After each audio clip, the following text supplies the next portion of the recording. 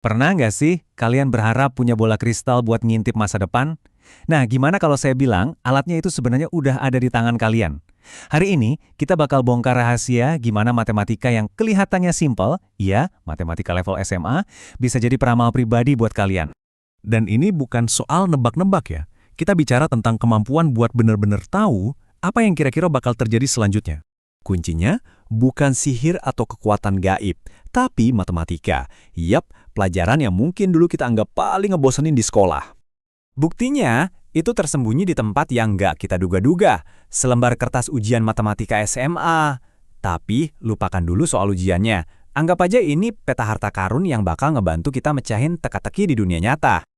Jadi siap-siap ya, dalam beberapa menit ke depan kalian bakal ngelihat dunia dengan cara yang beda, sebagai serangkaian pola yang ternyata bisa kita prediksi. Oke, ayo kita mulai. Langkah pertama sebelum kita bisa meramal adalah kita harus jadi detektif dulu. Tugas pertama kita, cari petunjuk. Maksudnya, kita cari hubungan tersembunyi antara dua hal. Gimana satu hal bisa mempengaruhi hal lainnya. Nah, disitulah semua misterinya dimulai. Para ahli punya nama keren buat hubungan ini, yaitu korelasi. Gampangnya, bayangin aja kayak dua orang penari yang lagi dansa bareng. Waktu yang satu bergerak, pasangannya pasti ikut merespons. Gerakannya bisa kita tebak. Nah, tarian ini ada dua jenis utama. Ada korelasi positif, ini kayak pasangan yang kompak banget. Makin lama kamu belajar, makin tinggi nilaimu. Keduanya naik bareng. Terus ada korelasi negatif, ini kebalikannya. Kayak main jungkat-jungkit. Makin lama kamu main game, makin sedikit waktu tidurmu. Satu naik, yang satunya lagi turun. Paham soal dua tarian ini adalah kunci pertama buat jadi peramal. Oke, kita udah bisa ngelihat pola tarian dari data-data yang ada. Tapi gimana caranya kita bisa ngerangkum keseluruhan cerita dari tarian itu? Nah, kita butuh satu alat super ampuh, yaitu sebuah garis lurus yang kita sebut garis paling sesuai. Inilah alat prediksi kita.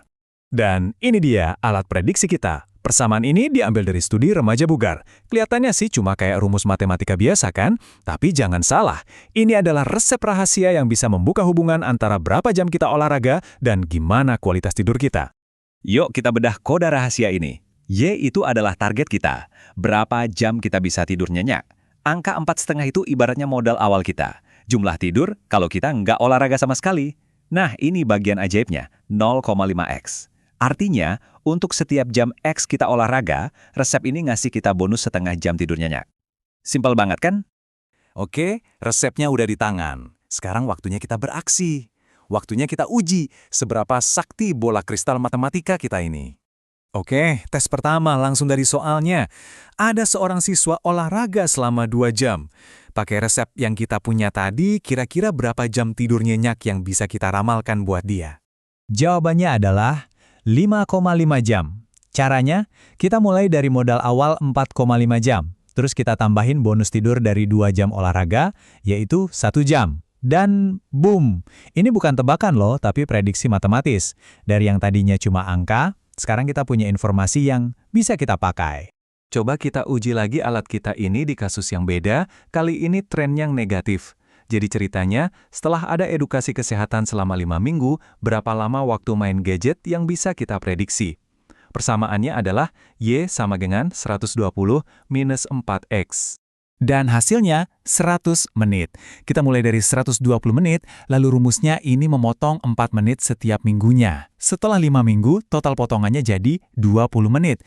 Ini bukti kalau bola kristal kita nggak cuma bisa meramal tren yang naik, tapi juga yang turun. Keren! Oke, kita udah jago nih memprediksi satu kejadian. Sekarang, kita naik level.